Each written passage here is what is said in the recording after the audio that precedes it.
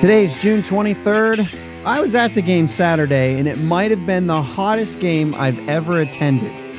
We won that one, lost the series, notes from the weekend, and a bunch of other stuff to get into. You're listening to the Bridge to Buctober podcast.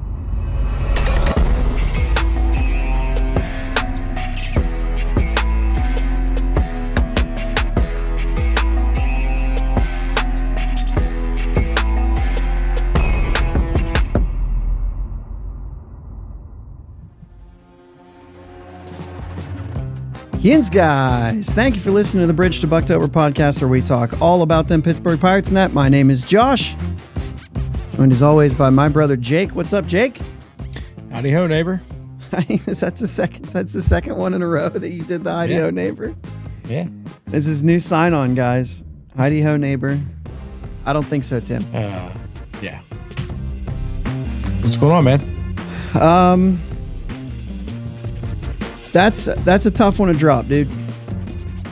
Yeah. That's a tough one to drop. We got a lot of... Go ahead. I said I agree. Okay. It's rough. Yeah. We got a lot of things to talk about, though, because some things did happen this weekend. Bryan Reynolds continued that hit streak. McCutchen's 50th triple. We'll spend a little bit of a minute on that, I guess. Some Bednar, Perez stuff. And then we're really going to get into... We've kind of pushed down the road some of the talk about trades and when to go and when to act and things like that, right? We've kind of pushed some of that down the road, you and I.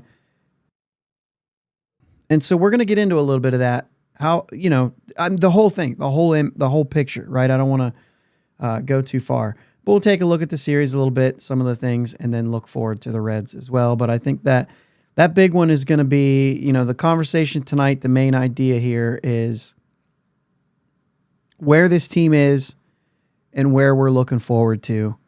And I think losing a series to Tampa is, in the way that they did and everything, is perfect time to kind of have that discussion as we look into that. So let's go ahead and kick it off with McCutchen, triple number 50.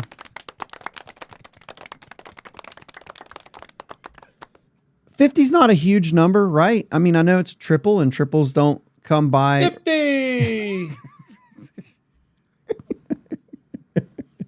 It's a great way to start this thing off. Anyway, all right, let's throw this out there. One of just 8 dudes now with at least 2,000 hits, 400 doubles, 50 triples, 300 home runs, 200 stolen bases, and 1,000 walks. 8 dudes. That's like a long list too. So that's like, as far as how many things that they've done. Yeah, it's not a long list of people. Obviously, 8. You know what I mean? But the more statistics, the amount of count. Yeah, the more statistics you throw in, the lower you can make that list. Sure. You understand that. I mean, I get that, right? If you don't throw in 1,000 walks, the list goes to 12. Right? And that's like, but I think part of his, strength, and part of what's made McCutchen has been the eye, has been the patience. It has been working the count, things like that. And I guess what I'm trying to say is it's a broad category, right? It's just a lot of different things that he's been able to do, even though he's not like the massive numbers of anything specific. He's doing a lot of everything. Right. Yeah, for sure. And I think that's part of, like I said, that's part of what shows what kind of player he's been and whatnot. So that list is, might as well, Carlos Beltran, Barry Bonds, George Brett, Dave Winfield, Hank Aaron, Frank Robinson, Willie Mays. If you remember last week, we said, if you can think of it, Willie Mays probably did it. And he would have been the first to do this list of things. I think he ended his career at the same time that, like, I think I closed that out. Go figure. Like, he went deep. It was a long career. Yeah. But he started it before Frank Robinson. So I would imagine that he would have been the first one to do it. Right. So anyway, yeah, no, I think it's great. I still don't know if that means like Hall of Fame, but it's on the list. You're gonna hear these types of statistics of how well-rounded of a ball player he was. The thing is if you look through that list, and like I said, I've already closed it out. But if you look through that list, you'll notice that like Willie Mays, like McCutchen has 300 homers. Willie Mays had 660. You know what I mean? So like while he did all those things like Willie Mays, he didn't do as many of them as Willie Mays. You know what I mean? Right. And so, you got like Bonds with over 500 steals. And like, yeah, he's got over 200. Both of them do. But like there's another 300 before you catch up with Bonds. Obviously the home runs for Bonds and the walks are unrivaled when it comes to Bonds. Right. But like I was just, that was one of the numbers that stood out because on this list, Bonds was pretty high up there in the steals. And so, yeah, I mean, all these guys are going to have some more, right? I think there's even 1,000 RBIs that you could throw into that too, but everybody on this list had 1,000 RBIs. So it's not like you would lower this list at all. You know what I mean? Right. Everybody everybody already has it, but you could even put that on there if you wanted. But I don't think you could keep adding numbers at this point that all these guys have together, and it doesn't mean anything because you're not eliminating anybody by adding that number. You know what I mean? Right. It's actually kind of like 2,000 hits, to be honest with you. You could take 2,000 hits off this list. The list doesn't change. Right? There's nobody with less than 2,000 hits that also did the rest of those things. Right. And really, this list exists. It's the same exact list if you have 49 triples. So even if he doesn't hit the triple, it's still 8 dudes.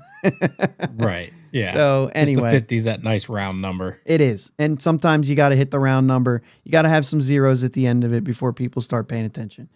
Right. So, all right, Bryan Reynolds, speaking of zeros at the end of it, 20-game hit streak. He's hit in every game so far in June. 350, 409, 650. 1 dot. OPS, 7 doubles, a triple, 1 triple, we're talking about triples. 5 homers, 13 RBIs, 20 games. What do you got? I know you got a comment. Yeah. I said let's come back Sunday and talk about the 20. So here we are. 20 game. We talked about it and you wrote about it, how good he is in June. Yeah. And it's just it's crazy to see. It's just June hits and it's like, oh, there he is. Yeah, and there was like a part of me at the beginning of the month where I looked back and I thought, Reynolds just isn't, will he do this in June? Do we know? And I used a bunch of things to say, I think he will. He's doing a bunch of things well. I think he's going to be fine in June. You're going to see prime Bryan Reynolds in June, and he's backed it up. But I think if he was to, like, even at this point, like, you can just expect it. It's more of a thing now if he doesn't do it. It's been enough of a track record. Right, yeah. June is just his thing. All right, Bednar placed on the 15-day injured list with a left oblique strain. Justin Brule, Dr. Steve Brule. Check it out. Called back up. I love Steve Brule, man. And Martin Perez, rehab start, 5 innings, 5 hits, 2 runs. 1 of them earned, 4 Ks, 63 pitches. We'll get into kind of like the timeline of Perez a little bit. But what do you got on, Bednar? I would imagine you have a comment there. Oh, I mean, it's precautionary and we need him down a stretch. He's hit his stride. He's throwing the ball so well right now. You can't let him go down and like make this like a big injury. Okay. Let's just set him down, put him on a shelf for a couple weeks and, see go from there. Is left oblique less critical for a right-handed pitcher than right oblique, or does it not matter? Probably more critical. Okay. Because that's your pull side. Okay. Like you use your left oblique to pull your arm, like that's where you're twisting your abs and everything. Like that's your core. Okay. So yeah, be extra careful. For sure. Got a couple guys in the chat already. Bucko, Mike, Sherrod. I got to meet Sherrod this weekend. So, Nice. quick note. NS9 did their tailgate Saturday before the game. Really cool time. That's actually where I got the opportunity to meet Sherrod. And you know what? I even have. Katie sent me this. Let's blast it out there for everybody. 2 things here. First off, good job NS9 with the permanis for everybody. And then got a chance there. Nice. So it was a really cool thing though. Tons of sandwiches. A lot of people got to run into people like Sherrod that I've never, met in person. Even some of the guys from NS9, some of the guys from other podcasts were there too. It was kind of cool. Yark, met him in person for the first time. So let's, like some things like that. Ethan Houlihan, who we had on the show, right? Mm-hmm. I'd never shook his hand kind of a thing, right? We did this thing, right, and that's it. Mm-hmm. So just some things like that's really cool. Really cool community. And it was a cool event. I was glad that we went a little early and went over to that. It was pretty cool. Yeah. So before, let's talk about the pitching before. So let's go ahead and get some Bucko Mike comments in here because he's on the Reynolds. Probably hit 215 in July, Reynolds. So that's his. I hope not. Let's say that. I highly doubt it. And I highly doubt it. I like that. That's better than I hope not. Bullpen game Friday night, and we had the conversation when Jim Stam was on here. You had put in your 2 cents on that, but you weren't able to be on the show. Luis Ortiz, on whether or not he gets a starting nod at some point, had his first kind of blow up that maybe we were kind of waiting on, right? We were kind of not hoping for, right? But we were kind of when's this going to happen? Came in after Majinski. Majinski had given up 1 run, but he goes 4, 10 hits, 6 runs, a walk, 3 Ks, gives up 2 homers. ERA is actually only 3.45 on the season right now. He's been solid. Hopefully he can bounce back from that, but it was kind of a rough outing for Luis Ortiz to kind of kick off the series there. Which, looking back is not, but it's okay. People have bad outings once in a while. It's the next game that matters. His next opportunity that matters. That's fair. I think it does kind of reinforce a little bit of that, though, that it's kind of because it was 2 good bullpen games that he went long for. It's also one of those things to say, let's let this thing ride a little bit. Let's not get carried away. If he bounces back and does 3 more of these things, which maybe he won't get an opportunity to, these 4 or 5 inning type stuff. But if he does that, then you can say, okay, yeah, I mean, we had 1 blow up. It's not a big deal. But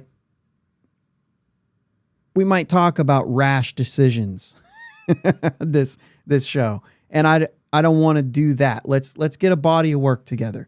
And this will be part of that. And we'll see, right? So same way. Here we go. Reynolds lifetime in July, 232. Adding 2. We got Bucko Mike looking up the stats tonight. Jared Jones bounce back start. That was very good to see. It didn't look like it was going to be a really rough first inning. Basically punched a guy in the mouth, broke somebody's foot, and then he settled in and had. I mean, there is a little piece of you that wonders if that played a part in it. My goodness, this guy's up there breaking our bones. Right? Strike some fear into the hitter, Jake. Get off my plate. So, 7 innings. 7 innings, 3 hits, 2 runs, 3 walks. Still the 3 walks, though. The walks are creeping up. 8 Ks, now 5 and 6 with a 366. Got the win in that game on a 4-game win streak, by the way, when I'm in attendance. 4-game win streak right now. Go to more games. We are planning on it. Not for that reason, but we are planning on it. I thought this was a really... I think that we keep saying this about Jared Jones because his stuff isn't here. And Bucko Mike says the same thing. He says gutsy effort of the year, or best gutsy effort. It's been more than one for him. There's been some starts from Jones that says, I don't think he had everything, and he's still effective. To me, that's kind of it's a sign that he may not be your ace kind of pitcher, but he's going to be a quality pitcher. And I think that like things like that, like if you think back to how much Mitch Keller struggled and then was able to turn into what we're seeing here in the last, so often. It's not what Paul Skenes is doing. Actually, maybe it is. I mean, maybe he was that good as far as like his first 8 starts, right? So maybe it was, but yeah, no, really impressed with Jones in a different way than we were at the beginning of the year, and still feeling pretty good about what we're getting from him. Paul Skenes on Sunday in the rubber match went 7 innings. Also, he gave up a home run on the first pitch of the game and then just gives up nothing else. 6 hits, 1 run, a walk, 8 Ks. ERA now sitting at 2.14. He left when it was a tie game. They ended up losing this one, and we'll get into that a little bit, right? But 2 straight starts now with a run in the first inning, and then basically shut it down. I thought Skenes had to work it out of trouble quite a bit today. You know what I mean? And so that was it's one of those things you always want to see these young guys get tested. It doesn't feel like that for him, which is so incredible. Like you watch these games and you're so impressed constantly, right? Mm-hmm. Oh, sorry. I was wide open for you, man. Oh, well, unfortunately I had to work today, so I didn't get to watch the game. You didn't get to see those types of innings, right? Right. What do you think about the Joe Block call? I did see that. If you guys didn't, he struck out Alex Jackson to finish his night, 101.5. On the TV, it says 102, so he said 102. It's fine. I'm sorry, Mr. Jackson. Paul Skenes is for real. Oh, is what he said. Mixed reviews, I'll say. Sure. I laughed, and that's supposed it's not going to get 100% good or 100% bad on something like that. I think it's cool. He left it out there. He went out on a limb. I'm fine with it. I thought it was funny. Anything on Paul Skenes before we move on to why he lost this game? He's a stud. Okay, he's a stud. Homestand, 2.5 runs per game scored on this homestand. 4-2-1-10. Oh wait, that's not right. 4-1-1. 3-4-1. Those are runs scored in the 6 games. I think I did that right. Dude, Bryan Reynolds' home run in the 4th inning, I believe it was the last hit of the game. That's not good. It's not good. It's just bad. That's bad football. It's bad baseball. Yeah, at this point, the streaks that this offense goes on is no longer they did this for 2 weeks. They did this for the homestand. They did this. It's like in a game. They'll get 3 runs in an inning and go hitless for the next 4 innings.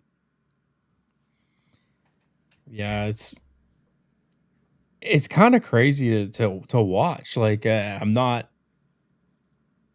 really comprehending what I'm watching sometimes. I'm like, you can't put these at bats together consistently. It makes you wonder, are we in a spot to make any types of moves that we'll talk about later? But right. It's frustrating, man. You're on the edge of your seat. You're like, all right, we got runners on, and then it's like, or you go 3 innings and inning, or 3 innings, 3 runs in inning number 2, right, and then nothing. You get a 4-run lead, and you're like, oh, that's good. We're good. Yeah. Back it in. add a couple on here and there, we'll be good. Yeah. Shared ads here. You saw someone post 17 losses when a starter goes 6 innings. Jeez. And you're not wrong. That's embarrassing. Yeah. There's a lot of issues, right? There's a lot you can talk about Andy Haynes, you can talk about, you know what I mean, all these different, even when they're putting good at bats together, Jake, it doesn't equal anything. Today, there was a couple, I think Sawinski's one of the guys, right? He's one of the guys it's been a full season of this at this point, right? We're not seeing anything yet. And even he had 2 balls hit over 100 miles an hour today, and one of them even pretty decent swing right at somebody. Jose Siri played a part a little bit. He made a couple really nice plays like he did Friday, but that's an outlier. That doesn't tell you. I don't care if he made even 2 good plays. If he made 2 good plays out there, that doesn't pardon the rest of the lineup and the rest of what's going on. And it's so streaky. It's so hitting's contagious. I get it, but you have to have more. This is a major league team. You've got to have more than Bryan Reynolds that can do that. I mean, Bryan Reynolds had 2 hits. We had 3 on the day. Yeah. And you just can't. You could say what you want about the lineup. Guys are going to get days off, period. Mm-hmm. I understand that a series needed to be won. I understand that. I also understand that there was a lot of complaints that Kutch wasn't in the lineup. Like I said, he's going to get days off. But that Nick Gonzalez was in the lineup. Nick Gonzalez isn't tearing the cover off the ball right now. He probably needs to sit back for a minute and take a day or 2 off. You know what I mean? And you've got the Reds coming. You're going to Cincinnati for 3 games. You're not going to sit your guys in that series. I don't know. I still can't figure out why, Connor Joe didn't start this game either, but he continues to get starts even against righties. And so there has to be some kind of management where you're figuring Edward Olivares got the other hit.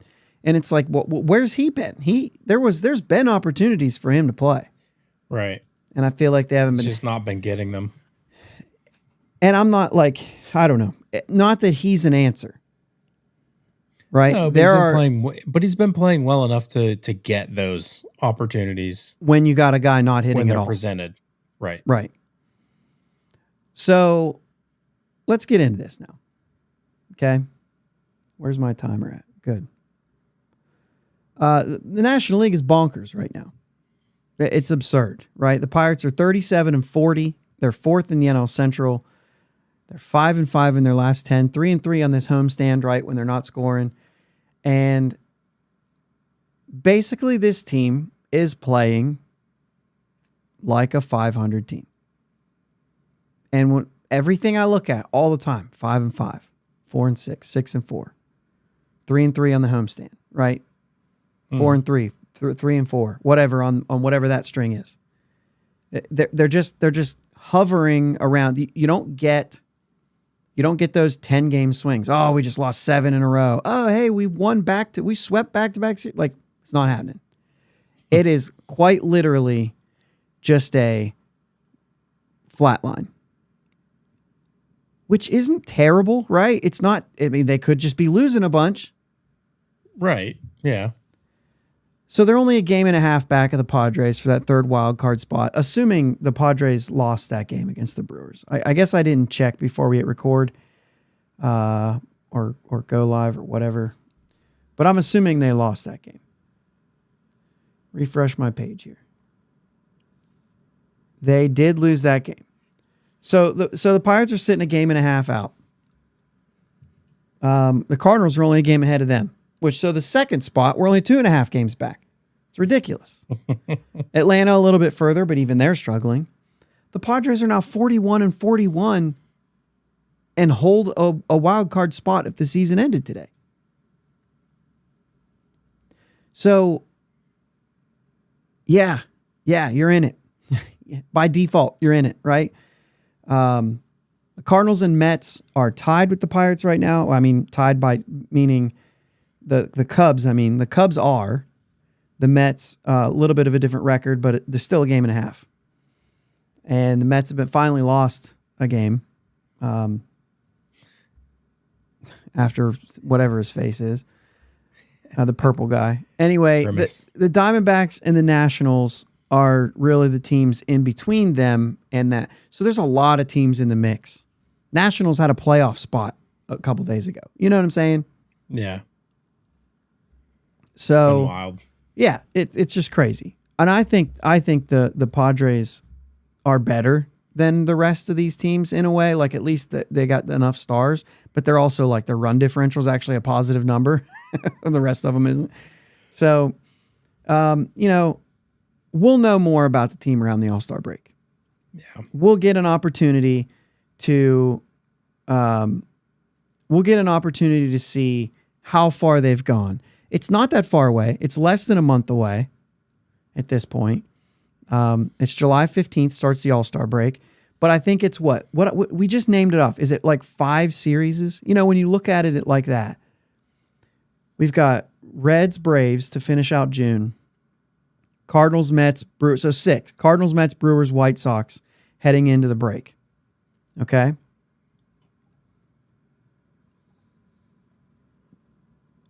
By the All-Star break, you should know whether you're buying or selling.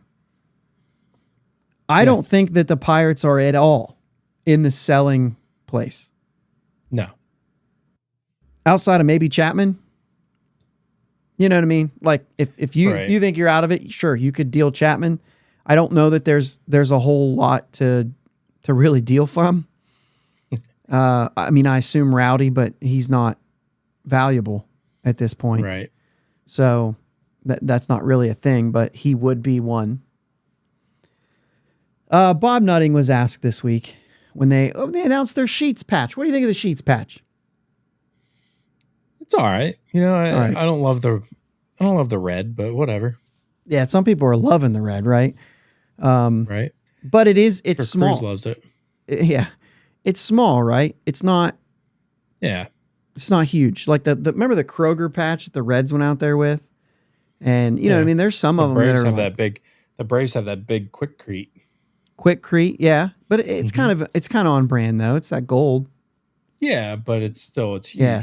The Royals have that big Quick Trip logo, which is just a red patch on the blue jerseys. You know what I mean? So like there's, whatever. It's fine. It's fine. Yeah, I'm glad it doesn't have to be, right? It doesn't have to be local. I don't care who it could be Coca-Cola. I don't care if they want to give you money, right? But right.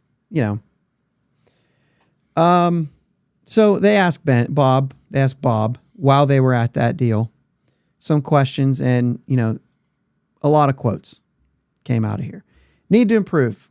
Some of that has to come from organic improvement from our players. It has to. And we've seen a couple bounce backs. Now that's from what he said. That extra has to was in the quote. Mm-hmm. Then he said, how much of it comes from within the organization, from outside the organization, is exactly what Ben's working on. And then he added later, I think we should be prepared to move early. This is the one that everybody really kind of gravitated towards. I think we should be prepared to take advantage of opportunities when they arise. Ben has that flexibility to look across a broader range of alternatives and options, but also a timeline of when it makes sense to strike. I don't know, man. And I know there were some other quotes out there too that maybe weren't quite like this. But there's some, these guys they're never going to give you a straight answer. I could read through that and be like, yeah, they're not going to trade anybody. They're basically banking on inside the organization, and that's it. Yeah. He could say we should be prepared to move early. That doesn't mean he's going to, right? I could say that. I could read that and say they're not going to do anything. I could also read that and say, okay, this is another situation where Bob Nutting, dang it, Bobby, is putting it on Ben, saying he's got the flexibility. Let's see what he does. Yeah. It ain't on me. You know what I mean? So I can kind of see all that stuff.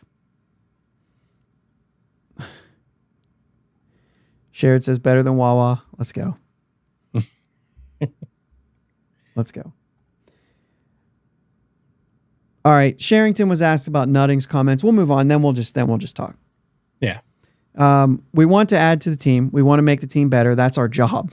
It's like, yeah. All right. The pool of players that are realistically available is seemingly small. And the list of teams interested in those players is pretty long. Then he went on to say how he's going to stay engaged, keep in on those conversations. Hopefully you can wait somebody out and somebody doesn't come in and steal them out of you. And then you get a chance to land on the thing that makes sense. And I just feel like are they going to make a trade to add to this team or not? I don't know. I mean, anyone's guess is as good as ours right now. So let's talk about this. I know we're going to get some comments on here too. You're in this by default, right? You're a game and a half out. You're in it. You're absolutely in it. We are a little over a month away from the deadline. If you moved early, you could get a piece that could maybe move things and get you in more of a position even by the deadline. Right. So there are moves you could make, and the more aggressive you are, timeline-wise, the better chance you have of actually putting yourself in the picture. I think all of that is a reasonable thing to say and just point-blank truth. Now, it doesn't mean you're gonna be, right? But it does put you in position to be. You could bring a guy over who's having a stellar year and he might stink the rest of the way out. That's why they play the games.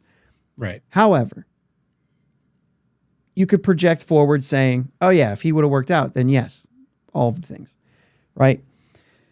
So you talk about what kind of guys you're looking for. You're talking about how aggressive you want to be. It is no joke, and this is the point that everybody makes, and it is a perfectly valid point. When you have Skenes, Keller, Jones, or Skenes, Jones, Keller, however you want to look at it, when you have those three guys and a potential to have a couple more guys after them, whether it's Bailey Falter and Martin Perez, whether it's Bailey Falter and someone else, whether you go out and you get somebody else, right? Whatever that situation looks like. If you can get in, like a 3-game series is not a series you want to play the Pirates. That's the John Smoltz quote, right? That's a team I don't want to play with those 3 guys in a short series. A 3 or a 5-game series, you're toast, right? Maybe a 7-game series might even be worse because you could come back to the front of that. Right. So, okay. You could, I'm trying to think of the words here. I'm stumbling around myself a little bit here.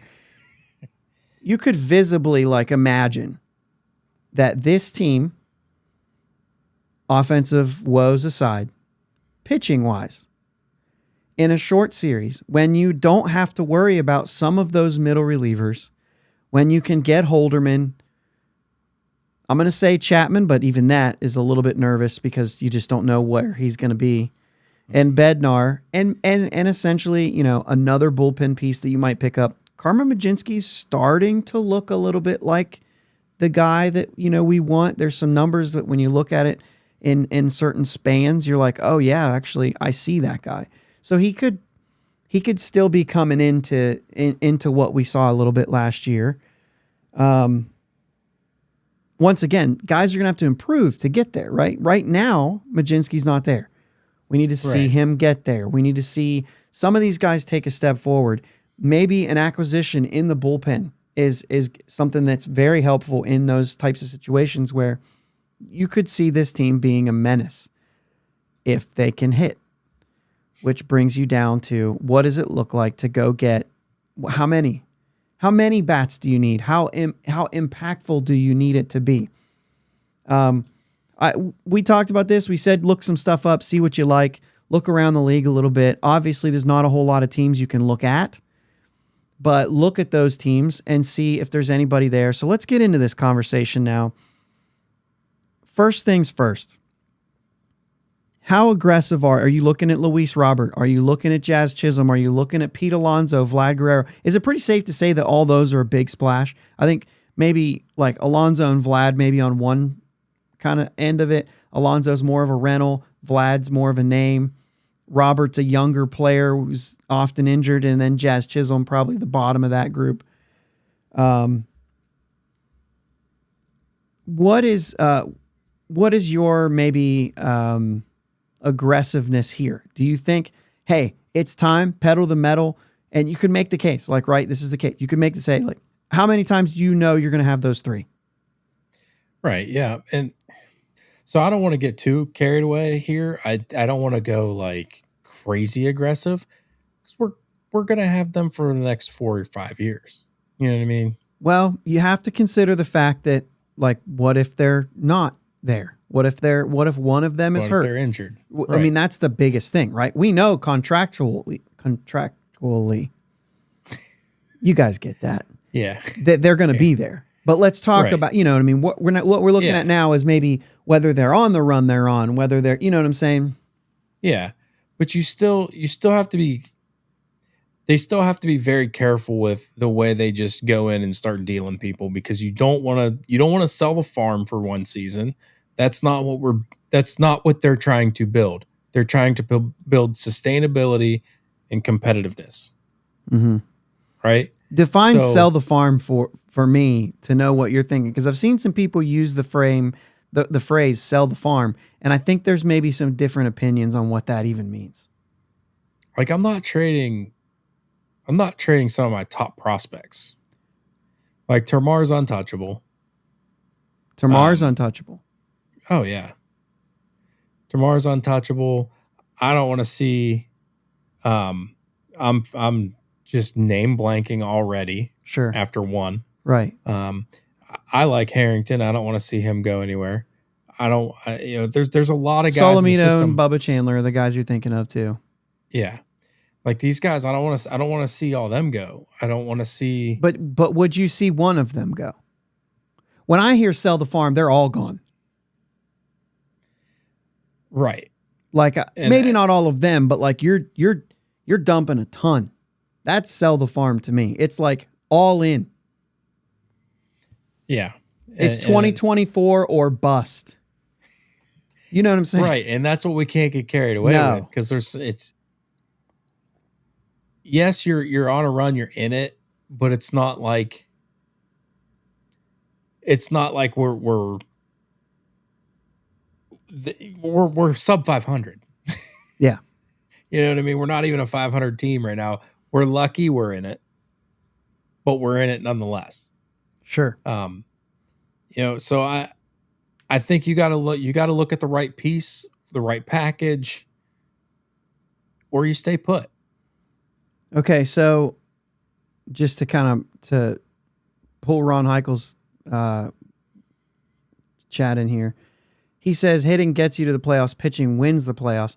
If you could get a hitter that gets you there, he's saying, I'm gonna inject this into what he's saying here is this team could win in the playoffs because of the pitching, and so you could do a run. Me personally, the hottest team wins in the postseason, not the best team.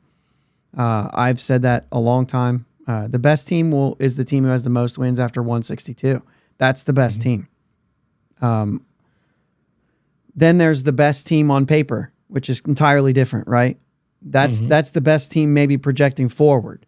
Like, it's easy. I think it would be safe to say, like, the Dodgers would be a good argument for the best team. That doesn't mean they're going to have the best year. So who will be the best team this year? Whoever has the most wins after 162. That's who's going to be the best team. Whoever wins the World Series is that group of teams who got the hottest. That's it. You know what I mean? So anyway, I understand what you're saying. Now, we're bringing up names, though. We're dropping them here. Do you make a move? Like, one instance, don't think of the person, right? Just think of the type of move it is. But do you go after Vlad Guerrero? If it's your only move you make. Not Vlad, no. But you went to the person again, right? Do you just mean I'm not making the big move? Sure. Is that what you mean? There's just so much that goes into it. Sure, if the package is right, if they're not asking crazy, ridiculous they're things. They're getting one of those top 5 guys for sure. Yeah. I don't know if I'm there. I think you go to the next tier. somebody who's having a good season that maybe doesn't get a lot of name play. Guy that I look at over in Oakland is JJ Bleday. All right, we're getting into it now, guys. So let's be okay. So before we start saying, guys, okay. So what you're saying is not a big splash. You're not a big splash guy. You're not going to go out and you're not going to get a guy who's going to be like an impact bat in the middle of your lineup right now. Not for this team right this second. Okay. No. But okay. And the reason you're saying that is because you don't think this team is good enough. I think they're best. I think they're better teams. The Pirates' better teams are to come. Yeah. I'll go with that. What I'm trying to say here is I don't think this team is good enough to big splash, sell everybody, and go from there. I don't think that that's what this team is. And I don't want to, I understand the three guys at the top. I understand all of that. I just don't want to sell the farm for like this potential magical run. So do you look at, okay, so JJ Bleday, you bring him up. Let's start talking about it. We're going to get some comments, I'm sure. Right? Oh, yeah.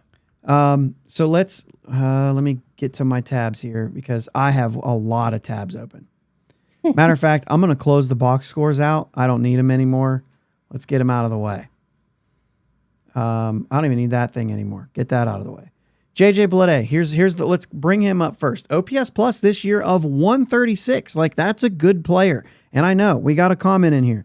Bucko Mike, Bleday isn't good. Perfect. Let's get it started off. We're disagreeing already. I don't know that Bleday is good.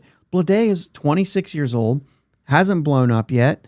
There is a little bit of concern that he might be, as good as he's going to be. 2.5 WAR right now. He's only hitting 256, but his on base is 341. Hard to argue. 11 home runs is at the top of our team. You know what I mean? You start looking at stuff like that. And you know what I'm saying? Like, you're looking at a guy now who he's not a free agent until 2029. You have a guy who you're going to have a while. So I don't think this is a guy that you give away a big prospect for. In order to get him, you might have to give up a big prospect because of the years of control. And you have to be okay with that. The problem is like he'd be an outfielder. We don't have any outfielders to send him. I mean, maybe like a Lonnie White, but like even then, like that's not going to be enough. Right. You know what I mean? And so they're going to try to pry away somebody like that. And I'm not sure that that's where you want to go right now because that will cost you some of your future. And I'm not sure JJ Bleday is good enough to cost you some of your future. That would be my biggest concern on, and trust me, he's one of the tabs I have open, which means he's a guy that I've considered in this situation. So he might be a guy that some people do like. How about Brent Rooker, who is already almost 30? Like at some point, when's his birthday? I guess it's November. So he won't turn 30 till the season's over. But Brent Rooker's another one. Still not a free agent until 2028. But having a good year, 143 OPS plus. He's had 13 homers. He hit 30 last year. You know what I'm saying? Yeah. I think he's going to be he's on my list too. He's going to be a little more sought after, I think. But he will cost you. He's a DH, he's an outfielder, and he's a right-handed hitter, which is where I actually would lean Bleday in that situation because we need a lefty.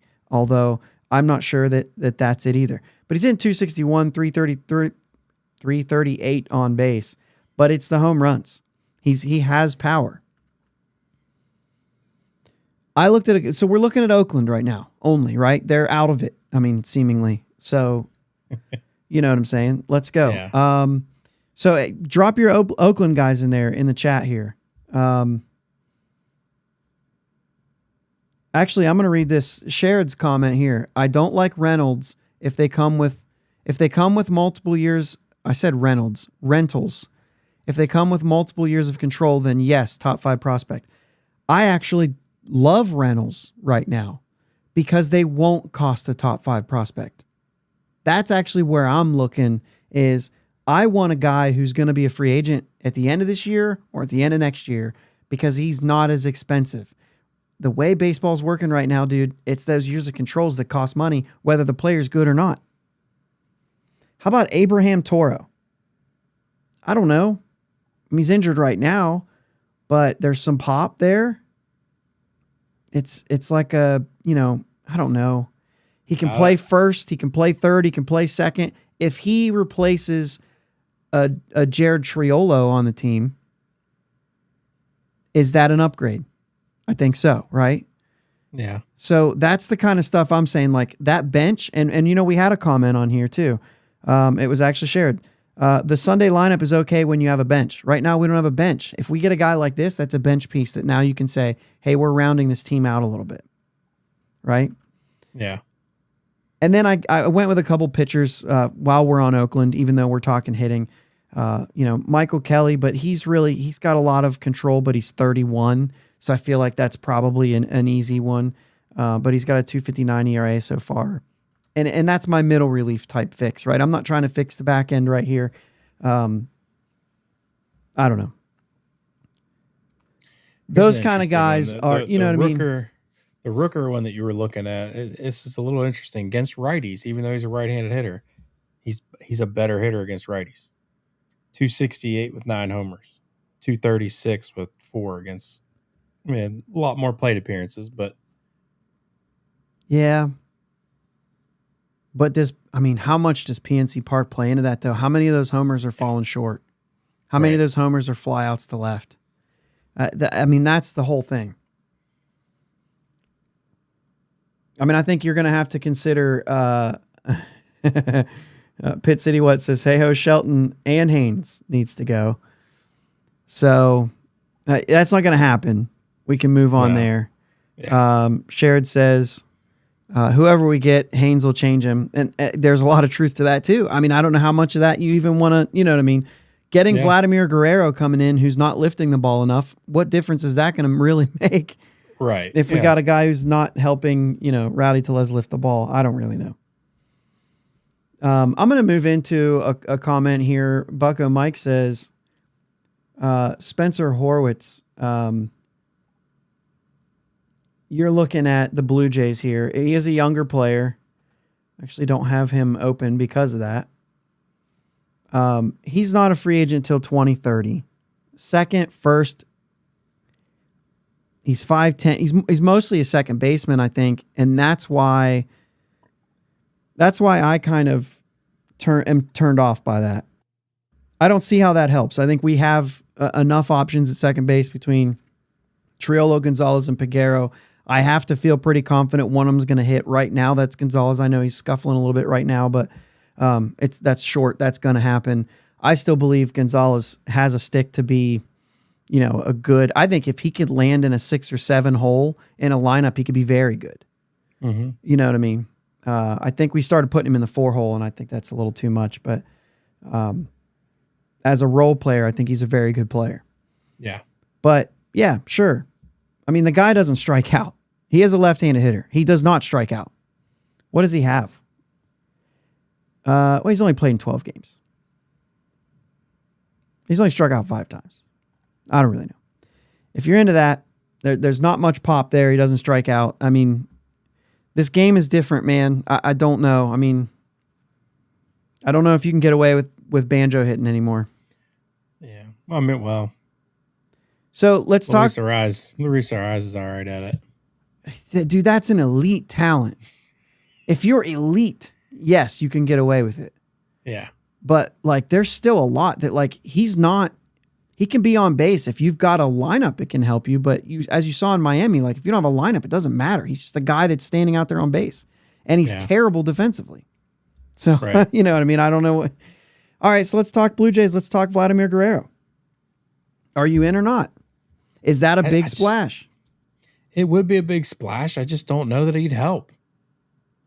I think there's got to be some help there, man. He could sit in the middle of your order and not worry about being in the middle of your order. He could protect. He could protect O'Neal Cruz. It's gonna cost you, and I'm just concerned about the long-term effects of that. Yeah. And you have a valid point, and I would hear your point to say, who cares about long term? If you go for it and you win, it doesn't matter anymore. But like, I'm sitting here saying, like, 3 awesome years, 13, 14, and 15 were incredible. Best 3 years of Pirates baseball of my lifetime. Better than the early 90s because I was older and could remember it more. The Russell Martin home run, just absolutely incredible. We'll never forget it. Right. And yet half the Pirates fan base writes those 3 years off as if they never happened.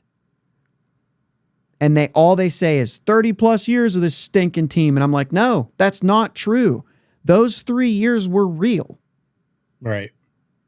And so all I'm getting now is, if you open a 3-year window and start selling the farm and try to win for 3 years, and then it all comes crashing down because you got nothing left, all you're doing is creating another window of time that everybody's going to ignore, write off, and act like it didn't happen. Yeah. I'm giving them a little bit of a leash to say they're trying to build for long term. I'm giving them a little bit of that. Yeah. They have been good at pitching development. I know all you people that hate Sherrington just because you want to hate Sherrington, no other reason but because you want to. You don't want to hear that. You say, no, they're not doing good. They just got lucky. No, they're doing good. If you want to trade Termar, I actually have trade him. I'm fine with that. Go make a push. I kind of don't want to trade the pitching right now because I feel like you're actually doing something right. Yeah.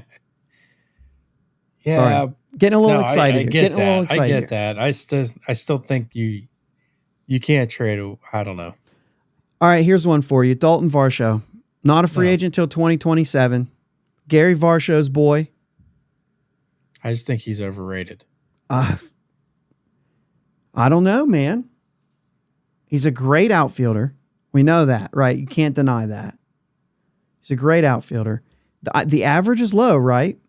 And so when you're looking at this, I mean, he's only got a 103 OPS plus right now. But you actually have a good defensive player out there. He has 11 home runs right now.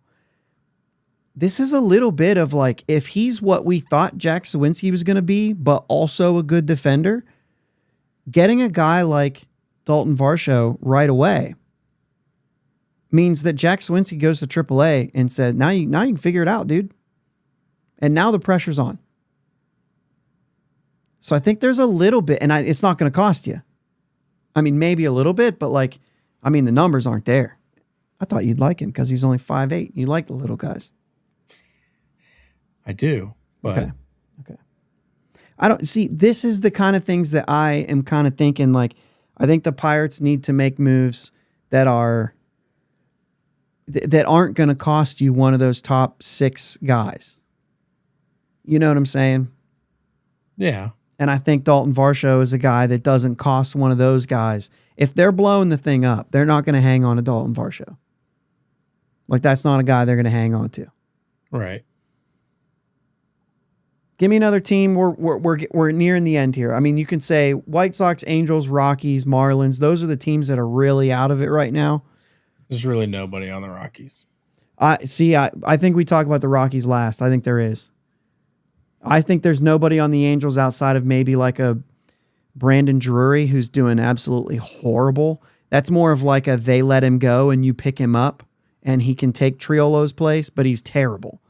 And I just, you know what I mean? I could see a move like that. It's not one I would do, but I could see him making some kind of move and say, this guy's been good before. Let's see if we can spark something. I don't have them pulled up right now, but there's an outfielder there too.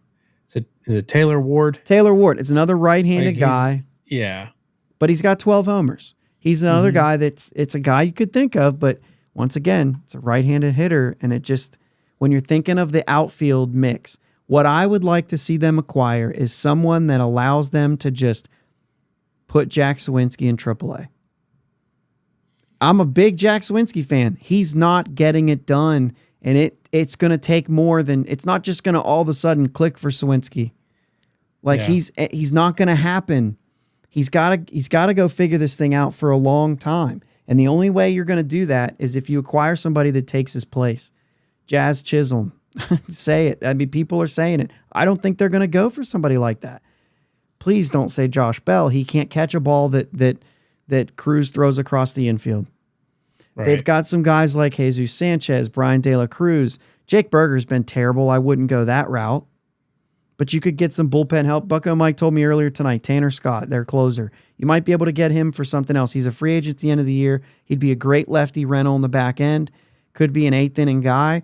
I think that's somebody you could seemingly say. But I think he's going to be sought after too. Yeah. To me, the White Sox are in shambles. I don't go after Luis Robert. They're asking way too much for a guy that's injured all the time and is also right-handed and is also hitting under 200. Right? Yeah. Gavin Sheets is a guy hitting 233, 7 homers. If he could go play first base, he's going to give you some sort of Rowdy Tellez type production, but actually hitting the ball over the fence. Left-handed. I could see you doing something like that. He's not a free agent until 2028. Might cost you a little too much, but we don't have first base figured out. I don't know that Gavin Sheets figures first base out. But the last team I'm going to say here is the Rockies, and that's because there is a guy over there, maybe even a couple guys. First off, Elias Diaz, is that a possible? I don't know what his injury status is and what he is, but like he's a free agent at the end of the year. You telling me we can't get a spark out of it? Just send Grandal there straight up. Grandal for Diaz. At least Grandal, I think, has an option on next year if they want. You know what I mean? They're going to be in a rebuilding year again anyway. Yeah. I've heard Charlie Blackmon thrown around. The Rockies seem like an organization that's going to try to keep him just to say they kept him. I mean, what's he going to finish out the year and he's done? I mean, he's not good anymore. No. So how about Brenton Doyle? Now, that is a long-term option. It is a center field type fix, Gold Glover already. He is right-handed, but it's a Gold Glover, and he's young enough, right? 26 years old. His OPS plus is right around 100, but he does have 6 home runs. He is hitting 265. He's got 18 steals. There's things to like about this guy. If he's in a better lineup, does he do a little better? It's possible.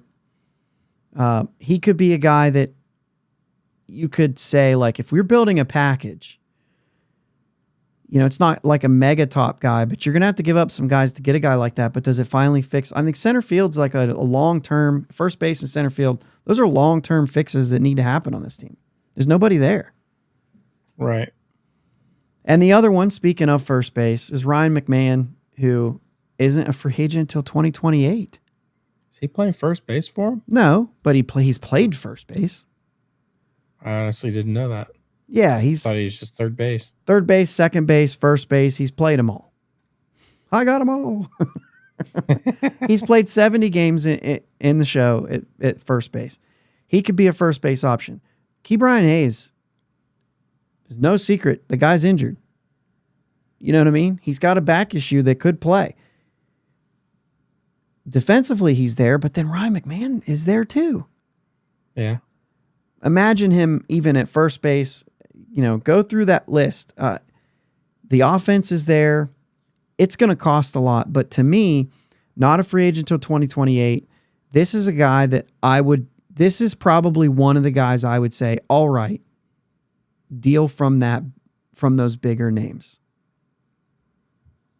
He's hitting 280 right now, 350 on base, a 126 OPS plus, 14 home runs, 17 doubles. Put him in a lineup that produces with a, right field at PNC Park he could be the biggest splash that this team could make. Yeah, that's fair. I mean, I like him. I've always liked McMahon. I guess I just didn't think about him when I was looking at it. I don't know. I just went right over him because he was third base. Yeah, we got a comment here. I don't know how you say your last name, guy. I'm sorry, but Mike says for Brenton Doyle, Ashcraft, and Mitch Jebb. I mean, that's pretty. And you gotta like Braxton, but that's if they would take that, I gotta think I'd do it. Yeah, I don't know. Yeah, I don't know enough about. I haven't looked up what Mitch Jebb's doing, but he's kind of like that. I don't know. Maybe he's like I don't know. If he does better for himself, right? If he keeps improving, but I think he could make a major league club. He's another second baseman, right? Yeah. Another second base. That's the thing. You know what I mean? But it doesn't matter. Like he's further away too. Right. So, I mean, you got to keep people coming. And I'm assuming Termarr Johnson doesn't make this team. If you continue to win, Termarr Johnson is going to be a guy that gets moved to make this team better at some point. And you want him to do well so that he's more valuable in a trade. That's basically what you're getting from him right now. There will be more. Yeah. So, I don't know. Mike with another comment. I would love Ryan McMahon in the lineup, but the problem is his best skills being a third baseman. If there's one thing this team doesn't lack, though, it's defense at third. The thing is, though, is imagine, like, I know right now we say, well, we can put Jared Triolo at third and we're not missing a whole lot. He's still an above average defender. Well, it's going to be the same thing. I don't know that Ryan McMahon's best asset is that. His seasons offensively, I mean, he's 20-plus homers every year since 2019, minus the COVID year. So, like, no, you're getting a 20-homer guy in Colorado. I mean, maybe some of those triples and doubles go down. 30-plus triples a couple of those seasons. Maybe some of those go down.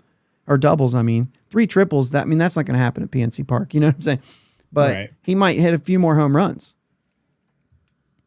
I don't know. Those are just some ideas that, like, I just think that when you're looking down the list, I just don't see them going out and getting these big time. I don't think that they help enough. And I think that you might get some like savvy vet Marlon Byrd type deals where you give up like a future reliever for.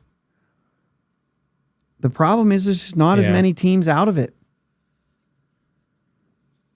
Right. There's not a whole lot of guys to like. I actually like what you brought there. I do. I'm way off the mic. I do think McMahon would be probably the biggest and probably best splash. If that's what you want to call it. If you even do something like that, do you? I mean, does that ever open up an opportunity? I mean, it doesn't, because you've got Key locked in longer than that. Mm-hmm. I was going to say, does it, to move that? Any trade the Pirates include Joe Block going back. We're going back to that for Bucko Mike. Oh, that's good. Some comments here. Jeb is trash. I think he's got a hit tool, but I haven't seen him play enough. You know what I mean? I'm not calling him trash. I mean, he's doing better than I ever did. So, McAdoo has been good. McAdoo's been really good. And yeah, I mean, you're saying something here at the end when you say, what a saving grace for Ben Cherington. The hitting development hasn't quite been there yet, but I think that they've drafted better pitchers in this process. I don't know if this is just a focus, and if it is, I'm kind of okay with it. Hitters are a little easier to acquire. A lineup is a little easier to build than a starting rotation, and easier to acquire than starting pitchers. I mean, it just is. Yeah. So if this is how you're going to build your team even that team that I was just talking about, 13 through 15, they're 13 through 15, like the pitching was all right. But like we were kind of like, well, we got to get something out of AJ Burnett, who was not doing well. We got to get something out of Francisco Liriano, who's not doing well. Edinson Volquez, who wasn't doing well, right? And then it was like you kind of fixed them. We fixed Jay Happ in the process. You know what I mean? Like we kind of got some of these guys now. I mean, Garrett Cole was great for that year, and really he was solid, while he was here anyway. But like you had those kind of guys, but you had that like electric half season from Jeff Locke. You've had, you know what I mean? Like you kind of pieced together a rotation. I mean, their bullpen was incredible, but you pieced together a rotation And really the bullpen was like built each year for the most part. I mean, other than like Tony Watson, but like Grilly was there, and then Grilly was a setup man, and Hanrahan and Melanson, and like you kind of had some good guys bouncing in and out, and that felt like something you could do, right, at each year. Mm-hmm. And now you're starting from a starting rotation, and instead of your core being hitters, your core's in the rotation, and now it's like, okay, well, how do you build a lineup? I don't know that baseball builds lineups the way they used to either. You know what I mean? It's like, let me just get as many guys that are good and then hope that they do something. Yeah. It's not like, let me put a couple base hitters in front of a power guy. No, you just basically give your best hitters at the top of the order and you go down from there. Yeah. And hope for the best. They don't build it the way, like Nick Gonzalez is never a 4-hitter when I think of a lineup, but it's like, well, he's the fourth best hitter, so he's the 4-hitter. Yeah. Well, that's what, I forget who it was. I think it was Bill Ripken was saying on that moment, you know, they got him batting 4. And I like him. Don't know that he's a 4-hitter, right? But I like him. Yeah. When I look at this team, I'm just not sure that this is a team that I sell everyone for, because I'm not confident that you're making a run with this squad. And I know I hear the year 5 stuff, and I know I've vented on this before, but year 5 is not a World Series team. It's not. If you're building this thing for the long term, this is a very good bridge year where they're going to be around. I'd love it if they snuck into the playoffs. That's not going to change anything for me unless you sell the farm for it. And then all of a sudden you don't have a team in 3 years unless you strike gold again. They're doing well right now. Let's hang on to that. And, you know, we did have Sherrod actually said, Ben Sherrington has created a surplus of pitching prospects. Can't keep all. Use them to bring in pieces we can't develop. I get that. And I get that thought process. But at the same time, look at the Miami Marlins right now. They've got 7 starting pitchers, major league starting pitchers on the shelf. You can never have too many pitchers. Right. Especially in today's game. These guys are going to continue to, you know, actually just earlier today, Bucko Mike was sending me some messages earlier today, and I was looking at, and I mentioned Garrett Crochet's name. And when I did, I had this like freak out moment that I haven't looked at Garrett Crochet the entire season, because I said his name because I'd heard somebody else say his name. And I said, I figured he's a big splash because he's, big pitcher. I still thought he was in the bullpen. I was like, they're starting him. And then he's like, dude, that's their ace. And I'm like, okay. I'll raise my hand when I don't know. You know what I mean? I haven't looked at the White Sox. They've been in shambles for about 5 years. And it's just a mess. Even going back to like all the La Russa stuff, like they're a mess. I wouldn't want anybody from that team because I feel like they wouldn't even know what a pro team looks like. Right. And maybe I'm overreacting there. I'm saying this from afar. It might be better than what I've seen. But anyway. Fun fact, he's from where I live now, basically. Crochet. Mm-hmm. Yeah, so they moved him to the rotation, right? And they did the same thing in San Francisco. Jordan Hicks says, I want to be a starter. They signed him, said, you can be a starter here. And I'm thinking, that's not going to work. So with all these pitchers, if you've ran out of rotation spots, put a guy in the bullpen for a couple of years. That doesn't mean he'll always be a bullpen guy. We're starting to see that because both of those guys have had good success this year. Hicks just ain't throwing 105 anymore. He's throwing 95 and he can last long. But like the thing is like, that doesn't mean that guy will never be a starter again. It probably means he won't be a starter this year if he's in the bullpen this year. But like once you get to the off season, like that, it's a reset button. You can be a starter next year if you want. Yeah. So I don't think that necessarily I know it's like, well, don't hoard. And it's like, that's kind of your future right now. You don't want to hoard them, but you also need to be very strategic about who you let go and, who you're willing to let go and who you want to keep. And none of it's a guarantee. You may trade the one guy who stays healthy and have 3 other injuries of the guys you kept. There's no way to know in this game. They're fragile. Yeah. All right, man. We have gone pretty long here tonight, and I feel like we could go for 2 hours, like sometimes. But we're about to play the Reds again, and you lose a game to the Rays, it makes these kind of series even more important.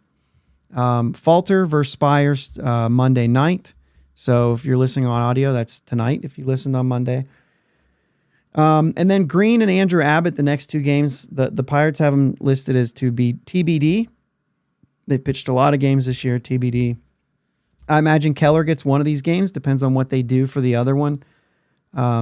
Perez just threw his rehab start Saturday. It won't be him. They could go Jeffries. They could go another bullpen game. But that just happened Friday, so they could wrap this thing up with a bullpen game. You could do, where did I write this? They could go for Ashcraft. They could give him a debut. That would probably be like Tuesday. He pitched last Wednesday. That'd be 5 days rest. That's what he had before. He's been good since moving into AAA. If you're telling him like, hey, you're getting a start, you're coming right back down. And that because Martin Perez will be ready. I could see you doing that to 24-year-old pitcher who's working his way through. Let him get up there, get a taste of it. Mm-hmm. I don't know that they'll go that route or not, but it's interesting, man. Yeah. I wouldn't mind seeing that. Yeah. Then again, you could go with another bullpen game. If you take the first 2 games, if you're looking at Wednesday, maybe that sounds a little bit better. I don't really know. Like maybe it sounds like, oh, we'll go with the bullpen game then. Let's not rush this guy up here. We've already got the series. You know what I mean? Yeah. And nobody likes to hear that because they want you to go on a run. But this team, I just feel like you're going to be teetering around that the whole season. 83 wins might get you into the postseason. This team could possibly get to 83 wins if they go on a couple runs, but the hitting's going to have to figure it out. Well, that's the thing. Like we talk about all these guys as we close this thing out. I'm going to even play the music to make sure that we start to close this thing out. If Jack Sawinski figures it out, if Rowdy Tellez starts hitting home, I mean, it's like acquiring a player. They've been that bad. Yeah. Yeah. You're not wrong there. I don't want to, you can wish in one hand and crap in the other and see which gets filled first. Yeah. Everybody that was in the chat tonight, thanks for being active. Thanks for giving us some extra pieces here. It's a fun conversation, and I'm looking forward to what the Pirates do here. Yeah. Either way, it's fun. Yeah. Make sure that you're enjoying watching this game and not basing your happiness on it. Touche. Let's go, Bucks. Let's go, Bucks. Thanks for listening to my dad and Uncle Jake on the Bridge to Buctober podcast. Follow them on Twitter, Facebook, and Instagram at Bridge2Buctober. Don't forget to subscribe so you know when new episodes are released. Clear the deck, cannonball coming, and let's go Bucks.